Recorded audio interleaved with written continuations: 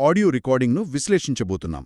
ఇది ఇన్సూరెన్స్ రంగంలో అగ్రస్థానంలో ఉన్న ఒక కన్సల్టెంట్ మిస్టర్ ప్రకాష్ జోషి మరియు ఇతర ఫైనాన్షియల్ నిపుణుల మధ్య జరిగిన ఒక మీటింగ్. ఓ, అయితే ఇది నేరుగా ఇండస్ట్రీ ఎక్స్పర్ట్స్ నుండి వస్తున్న సమాచారం అన్నమాట. ఖచ్చితంగా ఒక సాధారణ అడ్వైజర్ స్థాయి నుండి అత్యున్నత స్థాయికి, అంటే ఒక ఎలైట్ స్థాయికి ఎదగడానికి అవసరమైన ఆలోచనా విధానం, క్రమశిక్షణ మరియు రోజువారీ అలవాట్లను వెలికితీయడమే మన లక్ష్యం.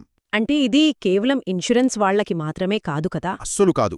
ఐటీ ఉద్యోగులైనా, వ్యాపారస్తులైనా, ఏ రంగంలో ఉన్నవారికైనా ఇది అద్భుతంగా ఉపయోగపడుతుంది. ఎందుకంటే చూడండి, విజయపడ ఆలోచనా విధానమనేది అన్ని రంగాలకు ఒకేలా ఉంటుంది.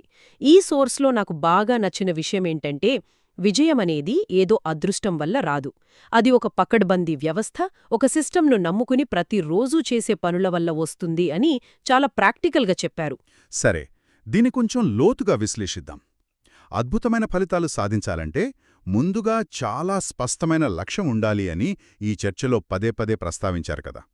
ఉదాహరణకు, ఏడాదికి 50 పాలసీలు అమ్మాలి అంటే వారానికి సగటున ఒక పాలసీ చెయ్యాలి అనే టార్గెట్. కానీ ఇక్కడ నన్ను బాగా ఆకర్షించిన విషయం వాళ్లు చెప్పిన ఆ సైన్ బోర్డ్ టెక్నిక్.